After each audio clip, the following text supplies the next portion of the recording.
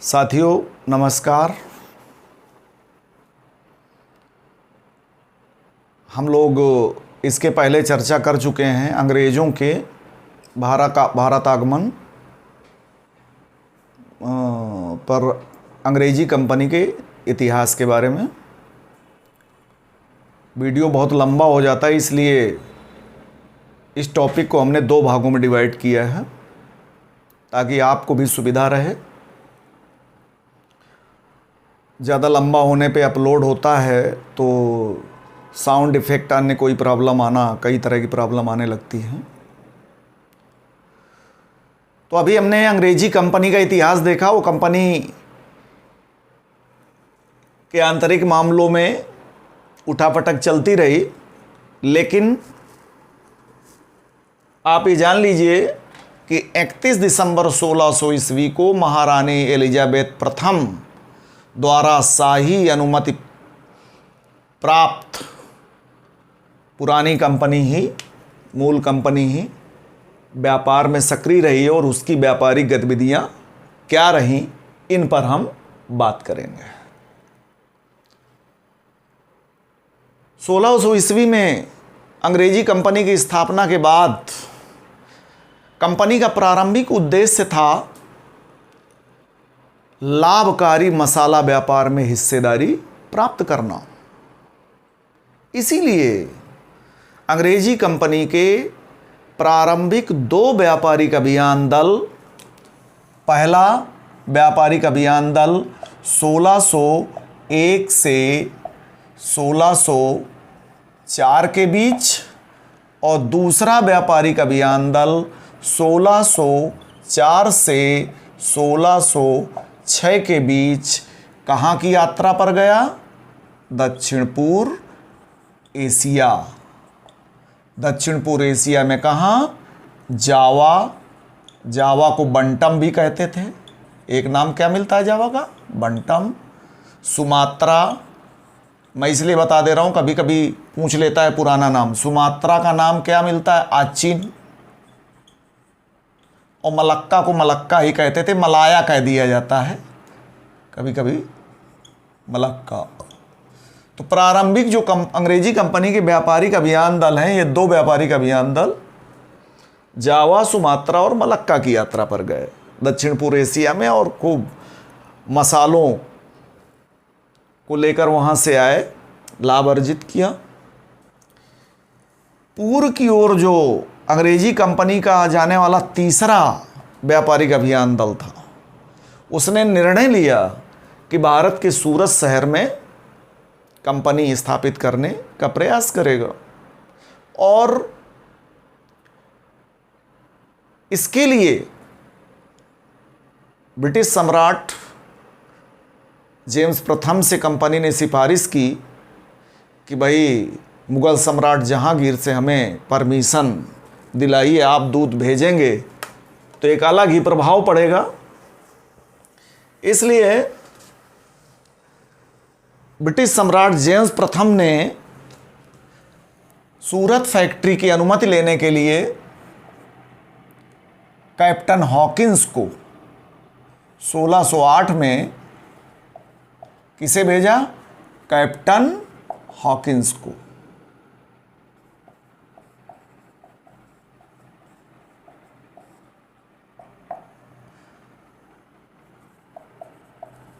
भारत भेजा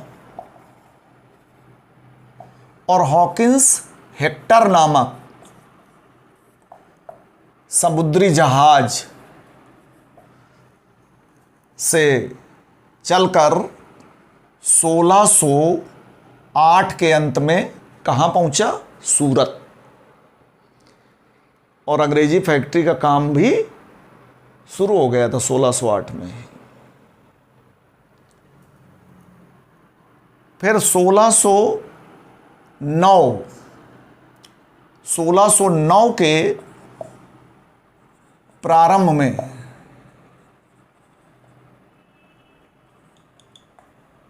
हॉकिंस जहांगीर के दरबार गया और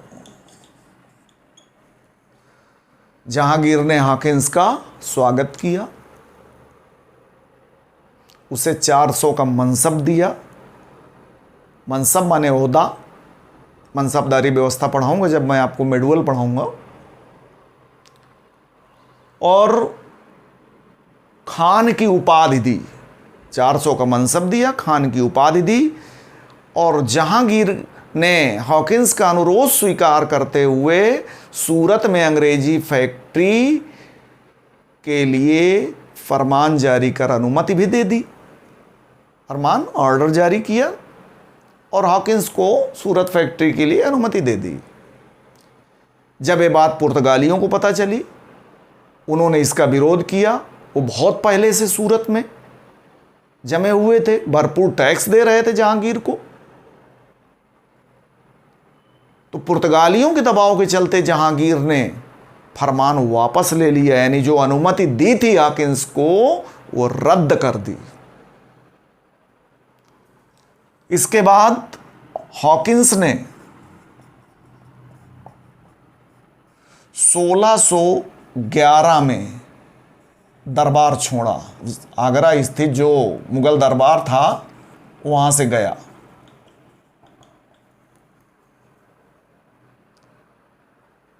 फिर 1611 में दरबार छोड़ा और 1611 में ही अंग्रेज कप्तान थे मिडल्टन। कौन? मिडल्टन। अंग्रेज कप्तान मिडल्टन ने स्वाली, गुजरात के स्वाली में पुर्तगाली जहाजी बेड़े को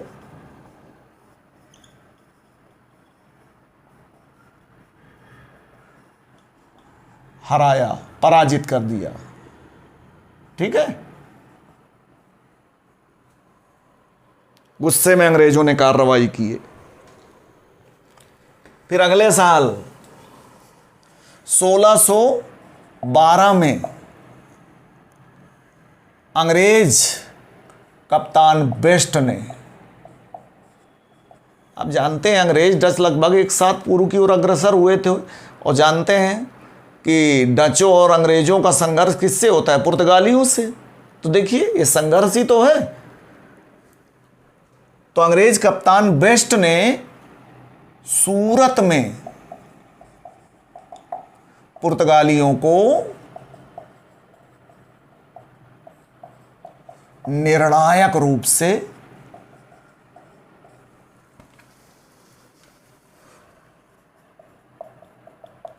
पराजित किया।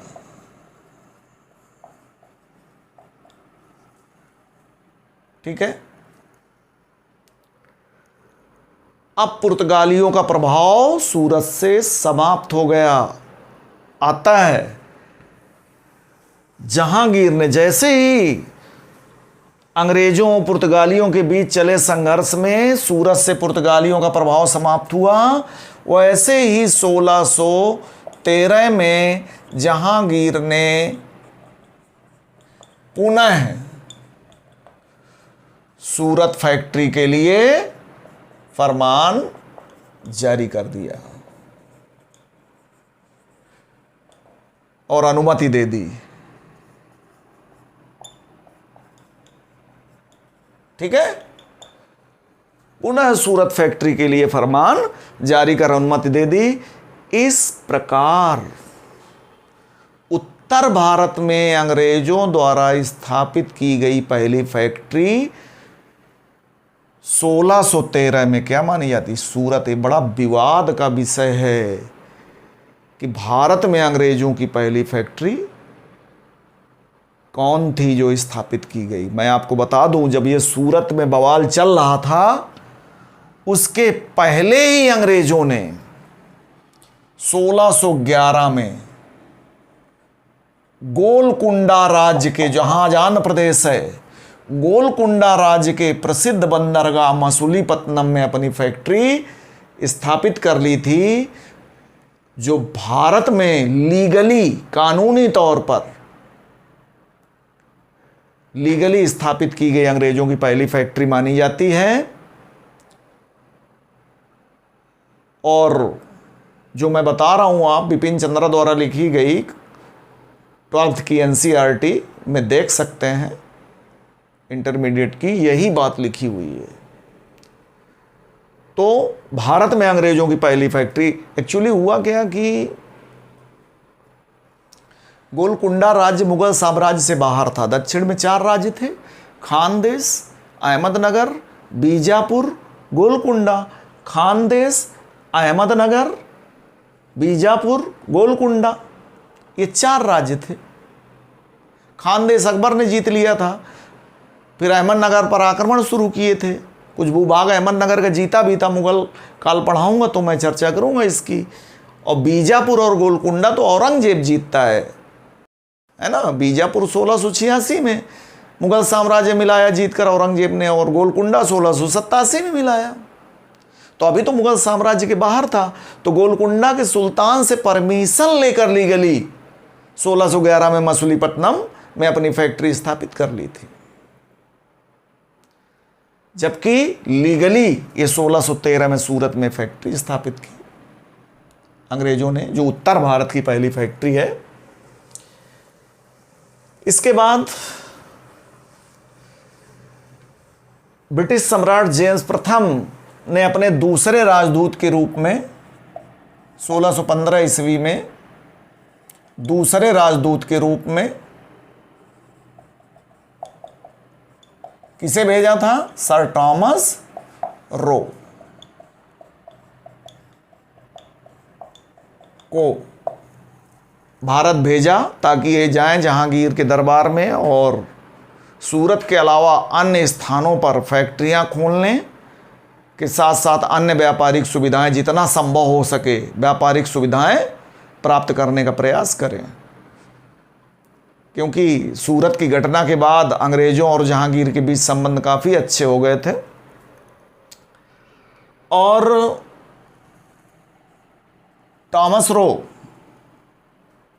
तथा जहांगीर की पहली मुलाकात कहाँ हुई? इस समय जो जहांगीर था अजमेर में था, तो अजमेर जाकर जहांगीर से मुलाकात करता है। इस प्रकार टॉमस रो और जहांगीर की पहली मुलाकात अजमेर में हुई। पीसीएस में क्वेश्चन पूछा गया कि टॉमस रो मुगल दरबार में कितने वर्ष रहा? 3 वर्ष रहा। 1615 के अंत से 1618 के अंत तक रहा। और मैं बता दूं, जो चाहता था टॉमस रो, जो व्यापारिक सुविधाएं प्राप्त करने का अनुरोध जहांगीर से करता है, वो पूरा नहीं हो पाता। यानी विशेष व्यापारिक सुविधाएं प्राप्त करने में ये सफल नहीं होता। फरवरी 1619 में इसने मुगल दरबार छोड़ा था। मुगल दरबार ना कहिए, वो तो 1618 के अंत में छोड़ा था। भारत छोड़ा। इसके भारत छोड़ने के पहले ही सूरत के अलावा गुजरात के भड़ौच और अहमदाबाद में अपनी फैक्ट्रियां अंग्रेजों ने स्थापित कर ली थी। सूरत के अलावा कहाँ कहाँ? भड़ौच और अहमदाबाद में। मित्रों, आपको मैं पहले भी बताता रहा हूँ कि आप लोग जो पढ़ने का तरीका है वो समझा करिए। इतिहास में भी कॉन्सेप्ट है, जैसे जैसे आप आगे बढ़ेंगे एकदम सिस्टमेटिक तरीके से पढ़ते चले जाएंगे, ठीक है। और इसमें अवकाश नहीं कि मैं फालतू की बात करूं, बिल्कुल ठोस क्लास चलेगा आपका। तो हम पश्चिमी तट में क्या हुआ और पूर्वी तट में कौन कौन सी फैक्ट्रियां स्थापित की, अलग अलग पढ़ेंगे तो दिमाग में आप रख सकेंगे। सबसे पहले हम देखते हैं कि पश्चिमी तट। तो आपने देखा कि 1613 में कहाँ? सूरत में फैक्ट्री स्थापित की, ठीक है। फिर इसके बाद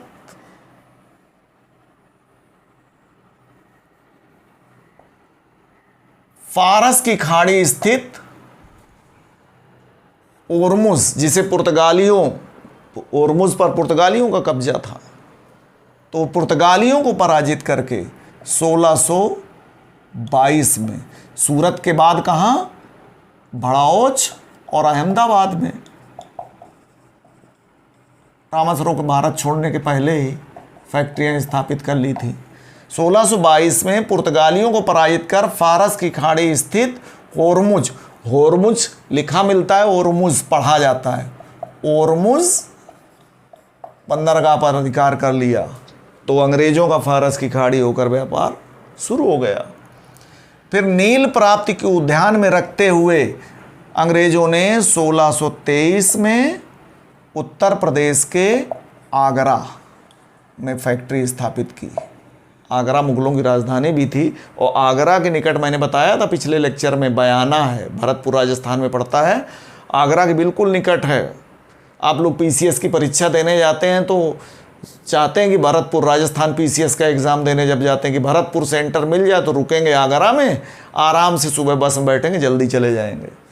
तो आगरा के पास है बयाना, और बयाना में बहुत ही अच्छे किस्म की नील उत्पादित की जाती थी। तो ये नील प्राप्ति की दृष्टि से आगरा में फैक्ट्री यूरोपियों द्वारा स्थापित की जाती थी अंग्रेजों ने 1623 में। फिर पश्चिमी तट पर आप देखेंगे कि 1668 में ब्रिटिश सम्राट, याद रखिएगा, मैंने आपको बताया था कि किस ब्रिटिश सम्राट और पुर्तगाली राजकुमारी कैथरीन के बीच हुए विवाह के परिणाम स्वरूप पुर्तगालियों ने बंबई द्वीप उपहार में दिया था ब्रिटिश सम्राट को। कौन थे? चार्ल्स द्वितीय। और ये कौन है? जेम्स प्रथम, जो हॉकिंस और टॉमस रो को भेजे थे। तो चार्ल्स द्वितीय ने वही बंबई द्वीप, चार्ल्स द्वितीय ने 1668 में बंबई को 10 पाउंड वार्षिक किराए पर किसको दिया? कंपनी को। ध्यान दीजिएगा, किसको दिया? कंपनी को। ठीक है। और प्रारंभ में सूरत फैक्ट्री का नियंत्रण पश्चिमी तट से होने वाले व्यापार का रहता था। सूरत फैक्ट्री का प्रेसिडेंट ही फारस की खाड़ी और लाल सागर होकर संपन्न होने वाले व्यापार पर नियंत्रण रखता था। लेकिन ध्यान रहे, 1687 से पश्चिमी तट पर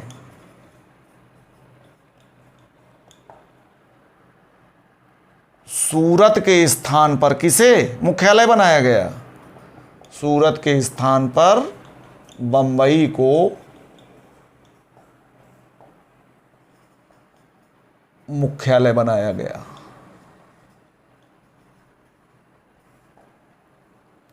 ठीक है। और आधुनिक बंबई का निर्माता किसे कहा जाता है? गेराल्ड ओंगियार। गेराल्ड ओंगियार। तो पश्चिमी तट पर अंग्रेजों की प्रेसिडेंसी कौन हो गई? परमानेंट, जब तक अंग्रेज भारत में रहेंगे। क्या? बंबई हो गई प्रेसिडेंसी। गेराल्ड ओंगियार आधुनिक बंबई का निर्माता माना जाता है। इसी गेराल्ड ओंगियार का एक प्रसिद्ध कथन है कि अब समय का तकाजा है कि हम अपने दोनों हाथों में तलवार लेकर अपने व्यापार का प्रबंध स्वयं करें। ये क्यों कहा था मैं आपको बताऊंगा। और तब इसके बाद अंग्रेज पश्चिमी और पूर्वी तट दोनों स्थानों पर एक साथ कार्रवाई करते हैं, है ना। और औरंगजेब बहुत नाराज़ होता है, तो बदले की कार्रवाई औरंगजेब कठोर सैन्य कार्रवाई करेगा। कैसे, देखते हैं। तो ये तो हुई पश्चिमी तट की बात। अब हम देखते हैं पूर्वी तट पर अंग्रेज़ों का क्या हाल है। अंग्रेजों की कौन कौन सी फैक्ट्रियां स्थापित होती हैं।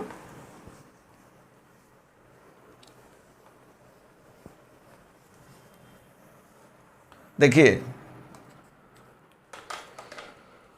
1611 ईस्वी में पहले ही अंग्रेज गोलकुंडा राज्य के प्रसिद्ध बंदरगाह, कौन सा राज्य, आज आंध्र प्रदेश है, उस समय कौन था, गोलकुंडा राज्य के प्रसिद्ध बंदरगाह मछलीपट्टनम में अपनी फैक्ट्री स्थापित कर लिए थे।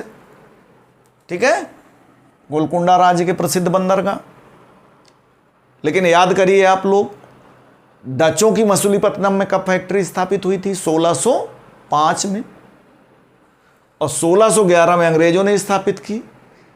यानी पहले से जमे हुए थे डच यहां पर मछलीपट्टनम में। अब कंपटीशन डचों अंग्रेजों के बीच शुरू हो गया। अब चूंकि पहले से जमे हुए थे डच मछलीपट्टनम में, उनकी स्थानीय अधिकारियों से पहचान हो गई थी, तो स्थानीय अधिकारियों से साठ गांठ कर अंग्रेजों को परेशान करने लगे मछलीपट्टनम में। तो अंग्रेज सुरक्षित स्थान की तलाश में और नीचे आए और अरमा गांव, चेन्नई के निकट, मद्रास के निकट, कहां, अरमा गांव में अपनी फैक्ट्री स्थापित की। ठीक है, और अरमा गांव में जो अंग्रेजी फैक्ट्री स्थापित हुई, ये कब, 1626 में हुई।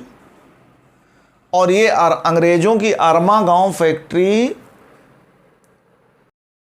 जो डचों की पुलीकट में स्थापित फैक्ट्री थी, उससे कुछ है मील दूर थी।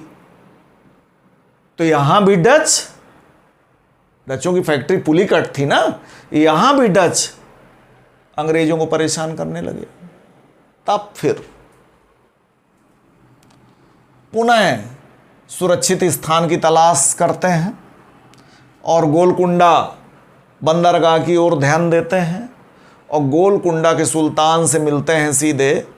कहते हैं देखिए ये डच आपके राज्य में हम व्यापार कर रहे हैं और आपके अधिकारी डचों के साथ मिलकर हमको परेशान कर रहे हैं। तब गोलकुंडा का सुल्तान 1632 में गोलकुंडा के सुल्तान द्वारा एक व्यापारिक सुविधाओं से युक्त फरमान ऑर्डर जारी किया जाता है, जिसे क्या कहते हैं, गोल्डन ऑर्डर, सुनहला फरमान। क्यों सुनहला था, क्यों गोल्डन था?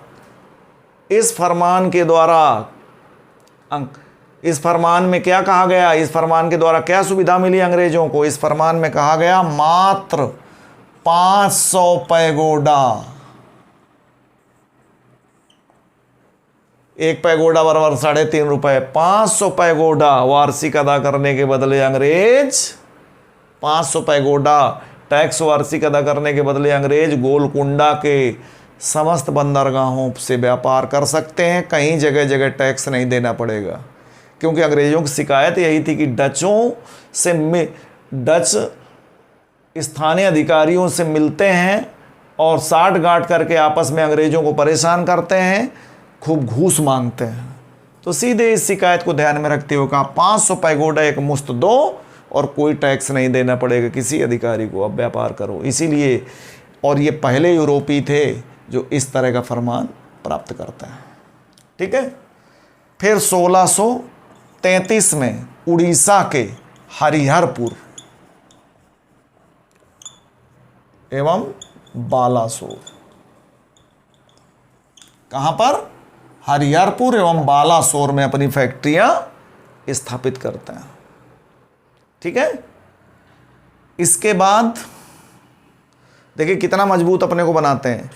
इसके बाद 1639 में फ्रांसिस डे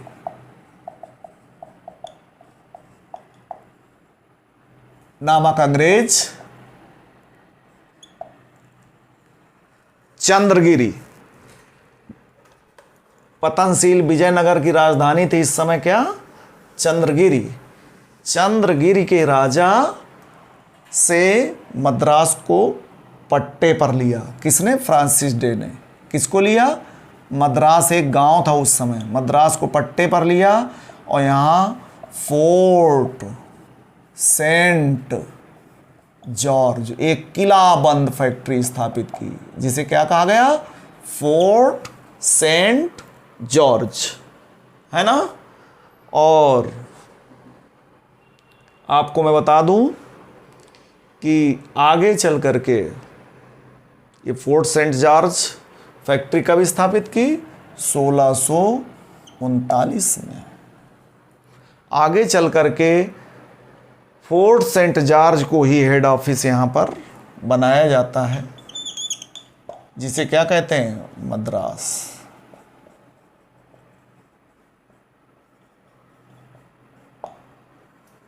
ठीक है। इधर अब मजबूत कर लिए स्थित, देखा आपने 1611 में मसूलीपट्टनम, 1626 में तमिलनाडु अरमा गांव, ठीक, 1632 में गोलकुंडा के सुल्तान से सुनहला फरमान, 1633 में हरिहरपुर बालासोर उड़ीसा के फैक्ट्रियां, और 1639 में फोर्ट सेंट जॉर्ज यानी मद्रास किलाबंद फैक्ट्री। अब बढ़ते हैं बंगाल की ओर।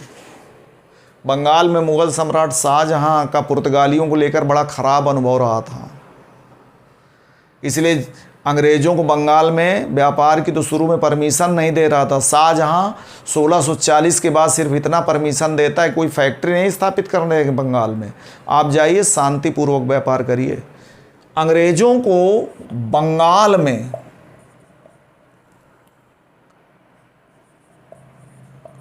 पहली फैक्ट्री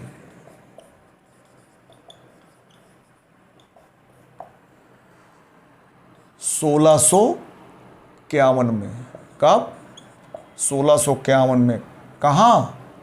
हुगली में स्थापित करने में सफलता मिली। और संस्थापक कौन है हुगली फैक्ट्री के? किसके नेतृत्व में हुगली फैक्ट्री स्थापित हुई?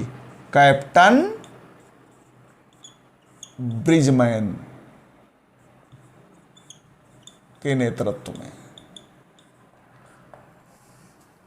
और हुगली फैक्ट्री के तत्काल बाद बंगाल के कासिम बाजार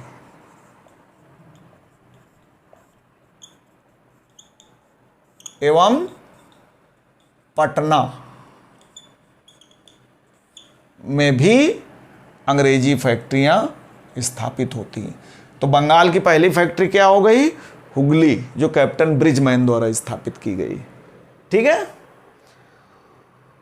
और 1651 में ही, 1651 ईस्वी में ही बंगाल के गवर्नर कौन थे उस समय? बंगाल के गवर्नर शाह शुजा द्वारा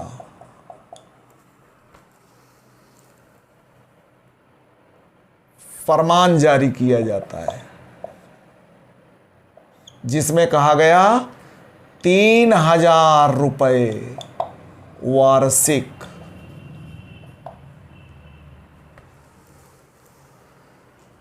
अदा करने के बदले अंग्रेजों को बंगाल में कर मुक्त व्यापार करने का अधिकार होगा। सोचिए कितना बड़ा अधिकार है। ये मांग तो बहुत पहले से कर रहे थे अंग्रेज इस तरह की, लेकिन अब 1651 में ये मांग, फैक्ट्री भी स्थापित की और ये एक तरह से बहुत बड़ा अधिकार भी बंगाल के सूबेदार गवर्नर शाह शुजा ने अंग्रेजों को दे दिया एक फरमान द्वारा। यानी आप 3000 रुपये वो सालाना दो, फिर बंगाल में कोई टैक्स कहीं नहीं देना पड़ेगा आपको। ठीक है। एक्चुअली में बंगाल के गवर्नर शाह शुजा के दरबार में एक अंग्रेज डॉक्टर रहते थे, डॉक्टर बॉटन। कौन रहते थे? डॉक्टर बॉटन। इनकी सेवाओं से प्रभावित होकर, खुश होकर के ये फरमान शाह शुजा ने जारी किया था। एक्चुअली में डॉक्टर वॉटन ने राज परिवार की एक स्त्री का इलाज किया था, स्वस्थ किया था, इसलिए शाह शुजा खुश हो गए थे और अंग्रेज़ों की बात मानकर ये फरमान जारी किए थे। और शाह शुजा के बाद बंगाल के सूबेदार बनते हैं कौन? शाइस्ता खां। शाइस्ता खां ने भी 1672 में 3000 रुपये वार्षिक के बदले बंगाल में कर मुक्त व्यापार की सुविधा वाला फरमान बहाल रखा। ये नहीं कि गवर्नर बदल गए तो वो सुविधा समाप्त, रिन्यूअल कर दिया शाइस्ता खां ने 1672 में जारी फरमान के द्वारा। ठीक है। अब यहाँ एक प्रॉब्लम थी। क्या प्रॉब्लम थी? 3000 रुपये वार्षिक अदा करने के बदले बंगाल में कहीं पर भी जगह जगह टैक्स देने की ज़रूरत इनको नहीं थी अंग्रेज़ों को।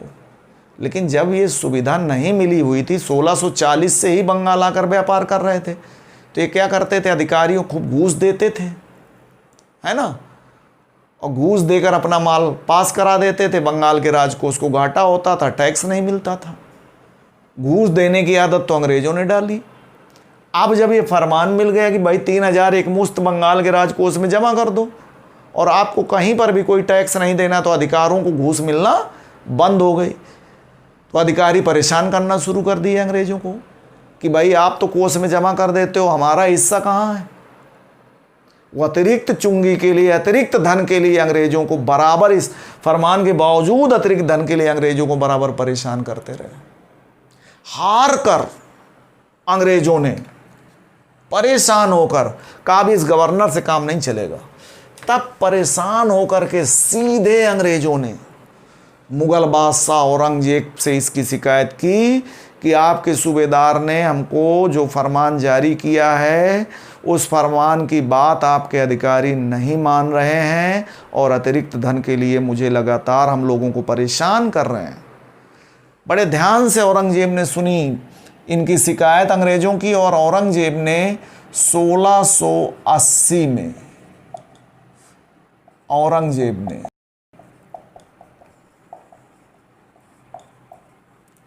अंग्रेज़ों को एक फरमान जारी किया।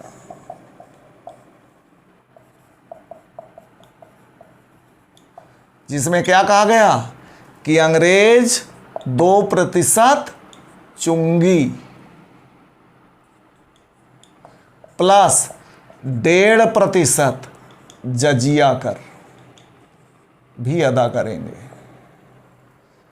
2% चुंगी के अतिरिक्त 1.5% जजिया कर अदा करेंगे और कोई भी अधिकारी अंग्रेज़ों को अतिरिक्त धन के लिए परेशान नहीं करेगा। और इस फरमान में औरंगजेब ने सख्त हिदायत दी थी कि सिर्फ व्यापार करना, किसी भी फैक्ट्री की किलेबंदी मत करना, अपनी सेना अंग्रेजी सेना वहाँ न तैनात करना, शांति से व्यापार करना। अब अधिकारी, औरंगजेब थोड़े पीछे पीछे टहलेगा अधिकारियों के, फरमान जारी कर दिया, लेकिन अधिकारी कहाँ माने, घूस लेने की आदत पड़ गई थी उनकी। तब भी उनको अतिरिक्त धन के लिए परेशान करते रहे। ध्यान रहे, अभी तक सवाल नहीं पूछा गया कि यूरोपियों पर या अंग्रेज़ों पर जजिया कर किसने लगाया था। औरंगजेब के अलावा और कौन हो सकता है? किसने लगाया था? औरंगजेब ने। ठीक है। तो अब जब इस औरंगजेब के फरमान का कोई प्रभाव स्थानीय अधिकारियों पर नहीं पड़ा और वो परेशान करते रहे अंग्रेज व्यापारियों को, तो अंग्रेज़ों ने अपनी सुरक्षा स्वयं करने का निर्णय लिया, अपनी सुरक्षा खुद करने का निर्णय लिया। और उन्होंने तभी इसी समय कहा था गिराल्ड ऑगियार ने कि अब समय का तकाजा है कि हम अपने दोनों हाथों में तलवार लेकर व्यापार का प्रबंध करेंगे। अपनी सुरक्षा खुद करने का निर्णय अंग्रेज़ों ने लिया। एक साथ यहाँ पे बंगाल में हुगली को लूटा, किलेबंदी करनी शुरू की, हुगली फैक्ट्री की, और हुगली शहर को लूटने का प्रयास किया। पश्चिमी तट पर, है ना, मुगल जहाज़ों को बंदी बनाया, मक्का जाने वाले हज यात्रियों को लूटा, परेशानी हुई। औरंगजेब बहुत क्रोधित हुआ और अंग्रेज़ों के खिलाफ सख्त सैन्य कार्रवाई की। अंग्रेज़ों ने बंगाल से भागकर, कहाँ, बंगाल की खाड़ी स्थित एक ज्वारग्रस्त द्वीप था, कौन, फुल्टा, जानते हैं, फुल्टा में खूब समुद्री ज्वार आते थे और वहाँ मजबूत नौसैनिक जहाज़ टिका रह सकता था। और मुगलों की सबसे बड़ी कमजोरी क्या थी, नौसेना। कोई इतना मजबूत जहाज़ थोड़ी था अंग्रेज मुगलों के पास कि वो ज्वारग्रस्त द्वीप में टिका रह सके। तो अंग्रेज बहुत चालू थे, उन्होंने फुल्टा ज्वारग्रस्त द्वीप था, वहाँ पहले से सारा इंतजाम कर रखा था। वहाँ पे अपने नौसैनिक जहाज़ तैनात कर रखे थे कि मार खाएं, कोई दिक्कत तो भाग कर कहीं इंग्लैंड तो जा नहीं सकते, यहीं शरण ले लेंगे, यहाँ मुगल हमारा कुछ नहीं बिगाड़ पाएंगे। तो कहाँ भाग कर गए, औरंगजेब की सैन्य कार्रवाई के पश्चात ज्वार बंगाल से भाग कर गए ज्वारग्रस्त द्वीप फुल्टा। और फिर अंग्रेज़ों ने औरंगजेब से माफ़ी मांगी। औरंगजेब ने कहा माफ़ी से नहीं काम चलेगा, 1.5 लाख हर्जाना दो।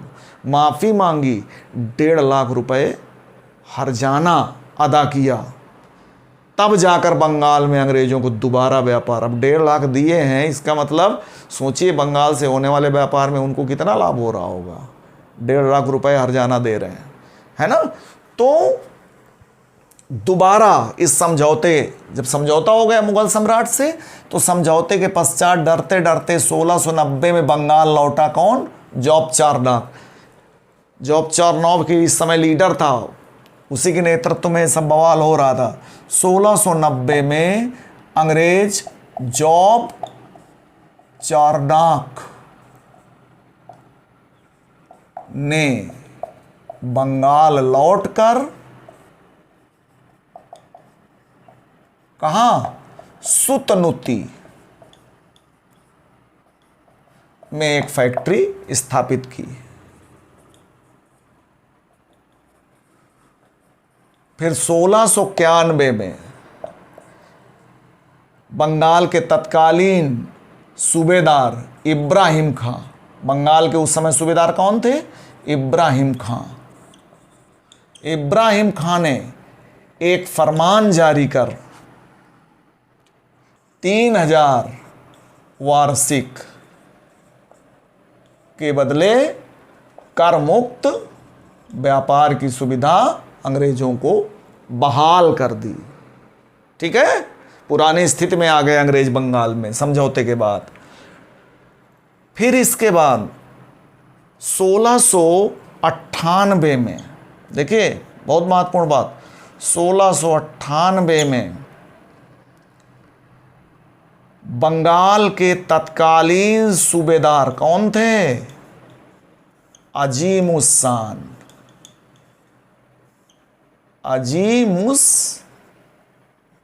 शान की अनुमति से अंग्रेजों ने 3 गांव कालिकाता, कौन कौन, कालिकाता,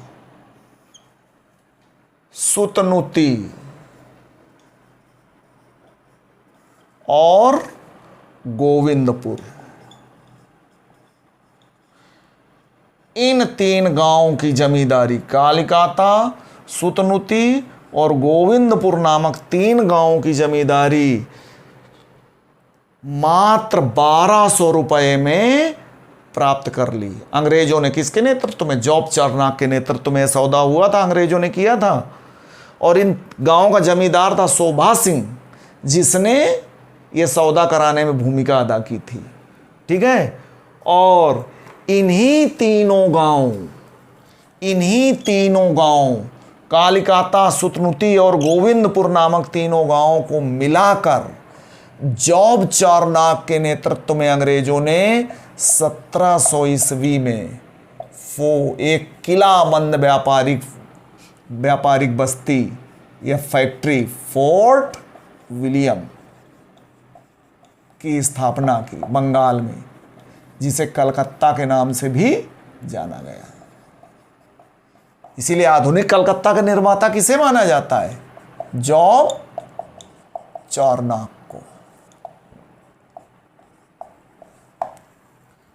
किसकी? 1700 में फोर्ट विलियम यानी कलकत्ता की स्थापना की। और फोर्ट विलियम का जो प्रथम प्रेसिडेंट हुआ वो हुआ चार्ल्स आयर। कौन हुआ? Charles Eyre. ठीक है। इसके बाद 1707 में औरंगजेब की मृत्यु हो जाती है और औरंगजेब की मृत्यु के बाद बादशाह कमज़ोर होते हैं, मुगल साम्राज्य का पतन शुरू होता है ना। और अंग्रेज़ धीरे धीरे अपने अधिकार बढ़ाने का प्रयास करते जाते हैं उसी क्रम में, है ना।